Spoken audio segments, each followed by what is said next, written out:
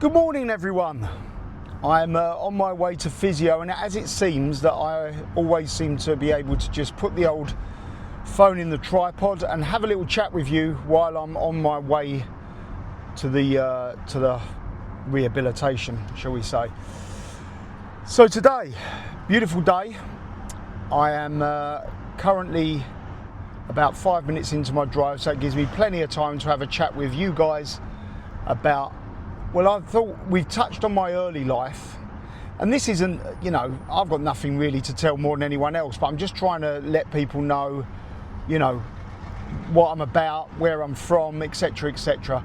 I've touched on two other videos. If you haven't seen them already, there's my early life and my middle, like between sort of 10 and 20, if you like, my teenage years.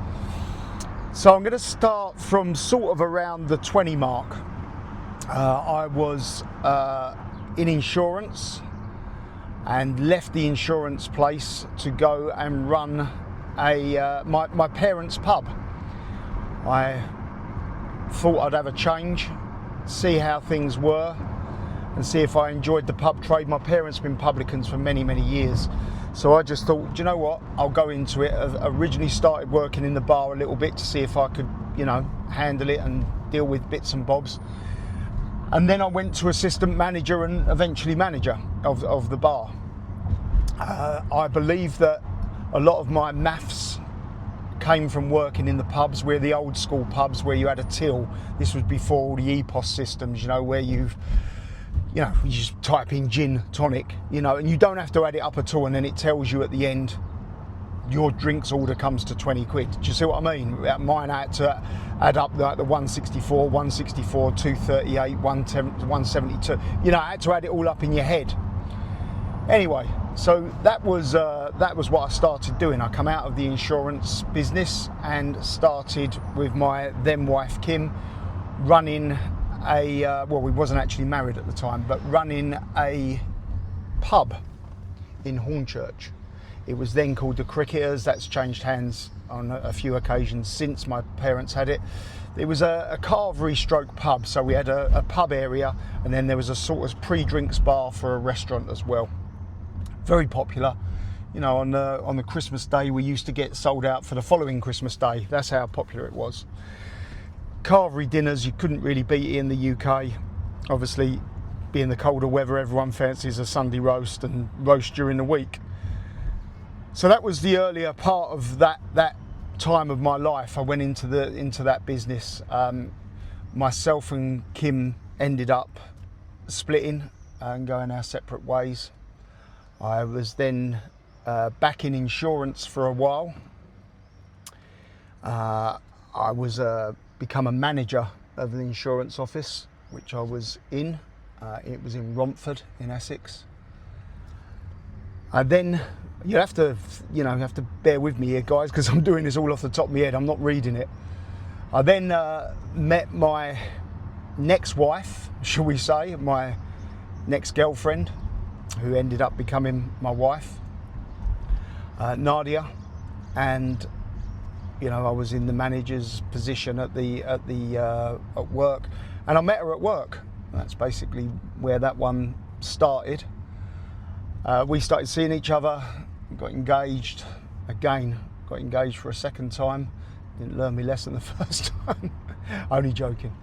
And ended up leaving the insurance business, and I went to run, again, assistant manager in a pub in Surrey, in Sutton in Surrey.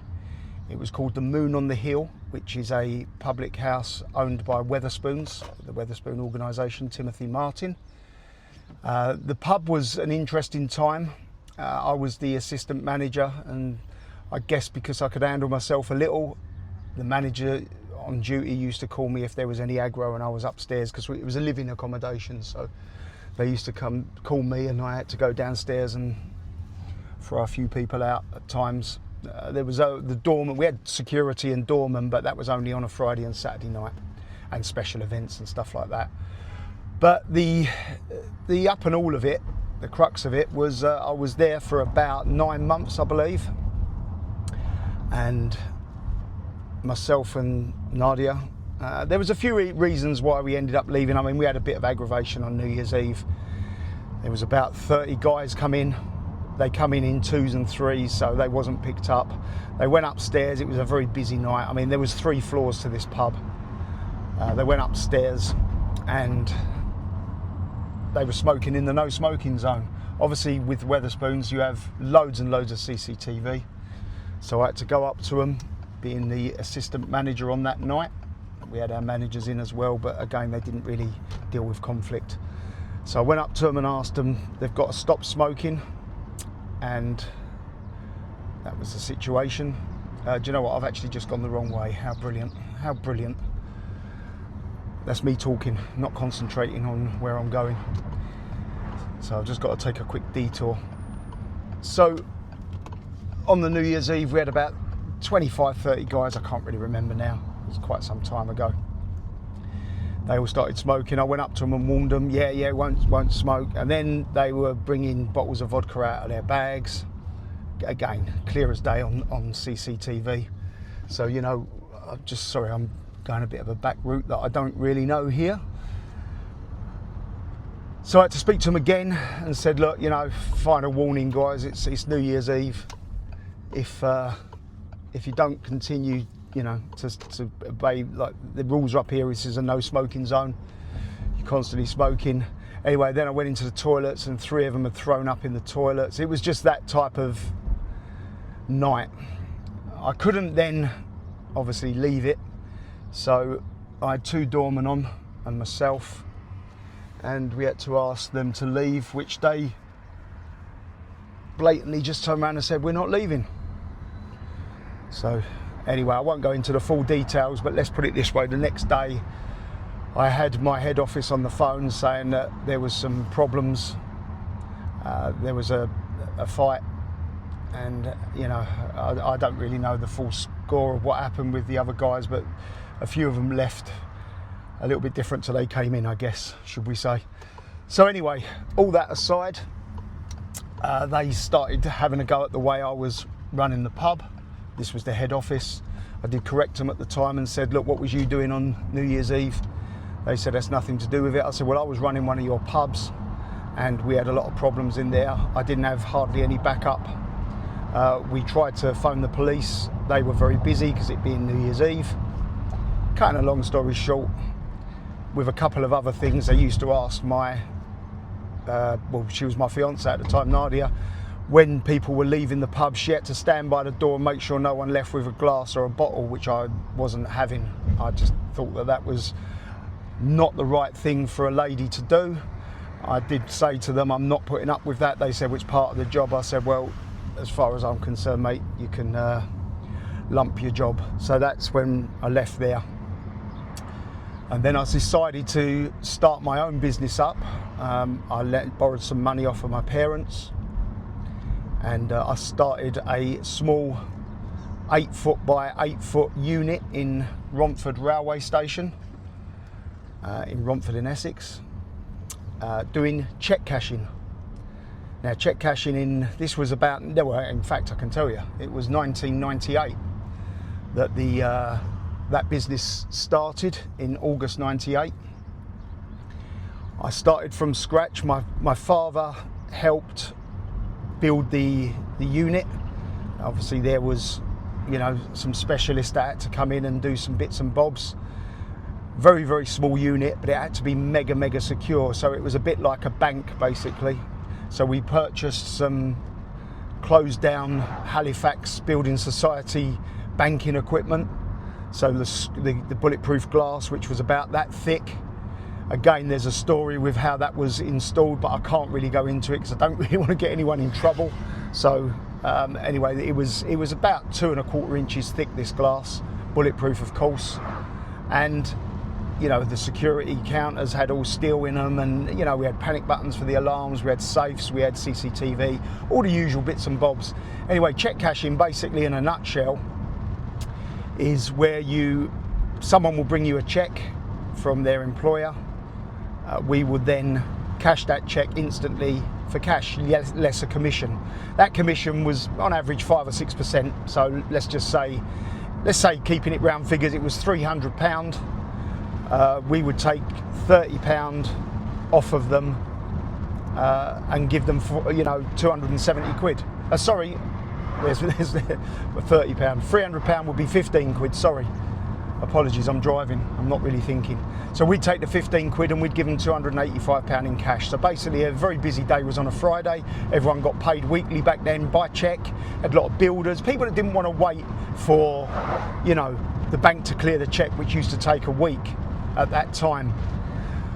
So started that business up in August 98. I had a good head start. Frank Bruno is a good friend of mine. He come up and done the opening for me. He done the shop opening. It got in the local press, front page of a lot of the press. We'd done a little bit of advertising at the time. Frank also kindly offered as a friend, again without any pay, and I'll never forget that. He offered to do my radio advert because we'd done a radio campaign on a local radio station, and again he offered to do the advert for me, which was very, very kind. As I say, I've been very, very close to Frank for 40 odd years now. No, not quite 40 odd years, 38, 37 years, something like that. But we're still very good friends. I still speak to Frank quite a lot. He's a lovely fella. He prefers the quieter life now, which I understand. Anyway, this isn't about Frank. I'll go into Frank in another video. But so we opened up with a lot of publicity, which really, really helped. It really does help when you've got a new start-up business, that you've got as much publicity as you can. Obviously being in Romford Railway Station was a massive, massive help.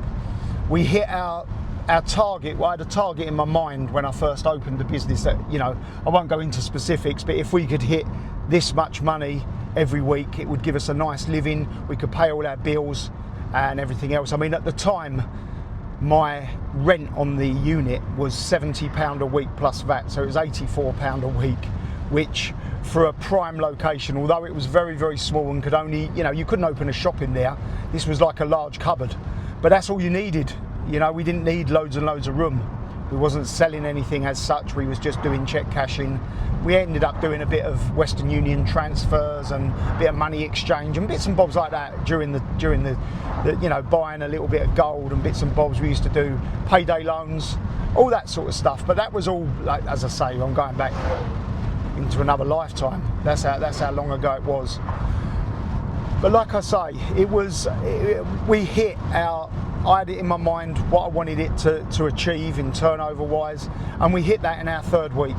So it actually became, as I understand it, one of the busiest check cashing places, certainly in the southeast, if not, in the south, shall we say. Very, very busy, very, very busy because of the area. I put in a lot of time, worked there consistently. I had ended up employing a couple of people to help me out who were amazing.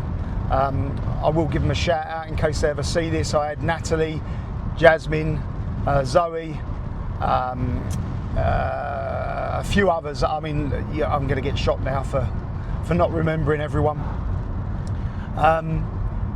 And we made it work. It was really good. I mean, I had cover in the latter part. It was Debbie. She ended up buying a part of the business because I ended up selling up. She ended up buying a part of the business at the latter part of the. I had the business for about 10 years, I guess, give or take. So in that time, I always was worried that the business wouldn't last. I just thought, how many people are going to still want to cash checks when eventually everyone's going to pay into the bank accounts like they do now, basically. I thought, who's going to pay when you can cash it for free, basically, in the future. So that was always my worry from day one, really. And the good thing about that is I never went off and lived a champagne lifestyle. I always thought, right, if I can get 3 years out of this, I can end up, paying the mortgage off of my home. I can end up, maybe getting a rental property and that sort of stuff. And that's where it all started. The business was doing very well. I was very happy. We wasn't overspending very, very much. My theory was always, if you make, I don't know, let's keep it around figures. If you make £1,000, if you only spend 600, you can save 400. Whereas a lot of people, if they make £1,000, they spend £1,050. Now that's, you know, you're only going to go one way if you live like that. So that was the whole theory behind the check cashing, and I've done that for many, many years. Like I say, it got extremely busy. Sometimes on a Friday night, I used to have about 40, 50 people queuing to cash their checks. Obviously, a lot of it's repeat business if you get a new customer. You know, we had to do, don't get me wrong, we had to take stringent ID, keep a photograph, keep a record of absolutely everything. We was, you know, we was regulated in the end. When we say regulated, we had to have the appropriate license. We had to be a member of the British Cheque Cashers Association at the time. Originally, it started up as a franchise. The business, the franchise let me down on a couple of different items, and I ended up going solo in it. That ended up being quite a nasty court case, but we come through it. We agreed an out of court settlement. They were paid, we went our separate ways, and we ended up getting our own account. Now with this business, I had to put multiple things up as security, because with check cashing, you don't just guarantee the check for a week. When that check can come back for up to 6 years. Generally it doesn't, don't get me wrong, and very, very rarely after a week or so it doesn't really come back. But we did have things where 6 months later a check was seen as irregular or a problem or whatever, some sort of concern, and we ended up having to pay that back. We did at some stages have insurance for that, but again, same sort of thing. Very, very intense business. You have to make a decision on a check. The check could be £1,000, and you've got to make the decision whether you're going to charge them 50 quid and take a risk on that check, or you're going to, you know, let them walk out the door. So that was always the problem that we had. We had a certain, you know, system that we went through. We looked at the check numbers. If it was low check numbers, or the checkbook was very old, which means they didn't really issue many checks, that would, you know, set off a red flag. That would make me think, well, not sure about this. You also can sort of see the person, if they lived locally, a little bit better. If someone's coming from 40, 50 miles away, why are they coming to me? You have to ask these questions when you know, in your mind when you do it. You then go onto Google, because we a lot of the time would phone up the check cashing company, the company that had issued the check. We'd phone them up to get it confirmed. On the first 2 or 3 times that, you know, we cashed a check for the person, we had a lot of repeat business. We would phone them up and get it confirmed. Now, we wouldn't take the number off the person. That they could turn around and say, oh, here's the number for this is the boss's mobile number. Now, we couldn't do that, because we had to find the number ourselves. Otherwise, someone could come in with a stolen check and say, here's the geezer's number that owns the company, and that's his mate that's sitting around the corner waiting for his little payout out of the money. So, you know, there was a lot of things that we had to do. It's a very high risk business. And, you know, a lot of people wouldn't have the stomach to do that type of business. And I did. So a lot of people sort of sit there and say, oh, you know, you've got nice cars, you've got this, you've got the life of Riley in Spain, etc. I mean, don't get me wrong, I'm still working now, but got a decent life, yes. But look at the risks that I had to take. My house was on the line for 10 years. I had to, you know, there was an awful lot of risk. And, you know, it's a bit like, the only way I can explain it to anyone, it's a bit like, say you were selling a car today. You're selling a car, someone comes in that you've never seen before, they want to buy your car. So you've got your car up for sale for 3,000 quid, right, for argument's sake. They're going to sit there and say, yeah, we'll have the car, can I give you a cheque? Now, would you take a cheque and let them drive away in the car straight away? Because that cheque could bounce, couldn't it? There's no saying that there's, you know, any money in the account. Or it could be a scam, it could be a stolen cheque, it could be any of these things. Well, I've done that day in, day out for 10 years. And we're talking, you know, on a Friday, 150, 160 checks, just on a Friday alone. So that was the type of stress that I was under. So for 10 years, I had a huge amount of stress, because every week you live day to day. And then on a, you know, someday on a Thursday, you'd get the phone call coming in on the fax, because it was fax machines then. It wasn't, sorry, I'm just going to pop off this turn off, because I'm going to see a bit of traffic up there. Oh no, it isn't traffic, it's actually just someone pulling over. Anyway, so, you know, would you let them take your car on the basis of a cheque? No, you wouldn't. So, you know, a lot of people don't see the risks that I took, and that was for an awful long period of time. Eventually, as I say, I'd done quite well. I ended up paying off my mortgage on my property. I then bought a rental property. I then bought a property abroad, and then I bought another rental property, and so forth.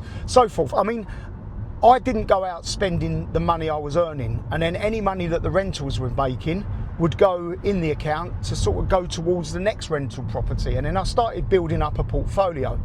So that was going to be my exit plan when eventually the time came that the business was going to either stop trading because there would be some sort of change. Like now, for argument's sake, no one really gets a cheque anymore. You know, no one receives a cheque, really. It's all bank transfer now, which is, you know, a lot quicker, a lot better, a lot safer, to be fair.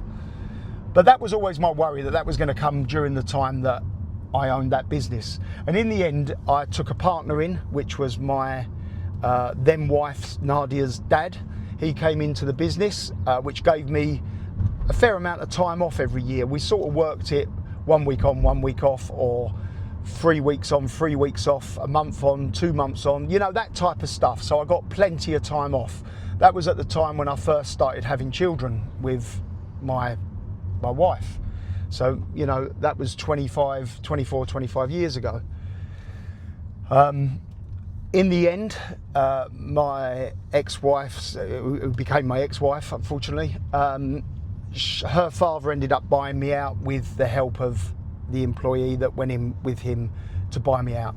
At that stage, with the money that I was bought out with, it was all goes through the books. The accountant said to me, you've got this much money, and with that money I used to clear off more mortgage. So in the end, I had a property portfolio and very, very little mortgage on them. I mean my loan to value for the whole portfolio was about sort of 20% in the end.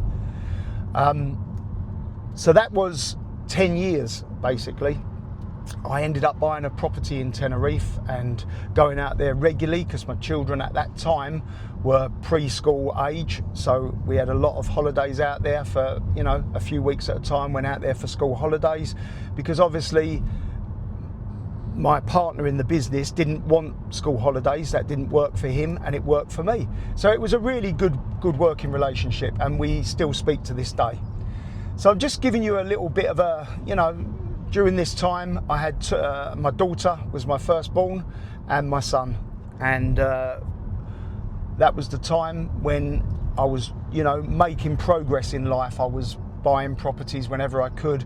If, you know, we had a good financial year at the business and I could afford it, and this is when properties was a lot cheaper, don't get me wrong. I had an estate agent that used to phone me and said, we just got this repossession come on the market. I would then go and view it. We'd then get a discussion about the price of it, try and make an offer, try and get it worth the money. And, you know, as long as the figures worked out, we ended up buying it. That was that. And I built that portfolio up over a set amount of time. So again, this is just a middle life bit, you know, from the age of, I don't know, what was I, 98 old, 27 I was. So from 1998 and for about 10 years. So just thought I'd give you a little insight while I was driving to my physiotherapy. That's the next stage of my life. It gets more complicated and fruitful, shall we say, in later life. I ended up moving to Tenerife for some time. But anyway, we'll touch on that on another time. I don't want to drag this video on. This is quite a long video as it is. So thanks very much for joining me again, guys. That was my cheque cashing life in business. And I think if you look online and type in cheque cashing Frank Bruno, it'll probably come up with some photographs of when we first opened up, or cheque cashing Romford, some photographs of when we come up from the local newspapers. I can't even remember whether they'd done, you know, media at that stage. It probably did have, didn't it? Because I think that was the stage that we had sort of the internet with a dial-up, you remember? But yeah, like I say, we had I've just forgot, before I go, we had the fax machines. I mentioned that. We didn't have emails and stuff, and every Thursday or so, we used to wait for the faxes to come in about any bounce checks that you got. And I remember when that phone used to ring, before the facts actually took it, your heart sunk because you knew there was coming in, there was going to be problems, and we had to sort of arrange to collect the money or re-get the money back and stuff like that. And I'm going to be honest with you, you know, we used to go and visit people. If they were stolen checks, you know, at the end of the day, these people have stolen from me. So I used to go and knock on their door, and, you know, that's where it got a little bit hairy at times. But, you know, these people are thieving. So at the end of the day, the police wasn't interested because it's a civil matter. So you had to go and sort these problems out yourself. But there you have it. Thank you very much for joining me again, and I will catch up with you all very soon. Speak to you soon.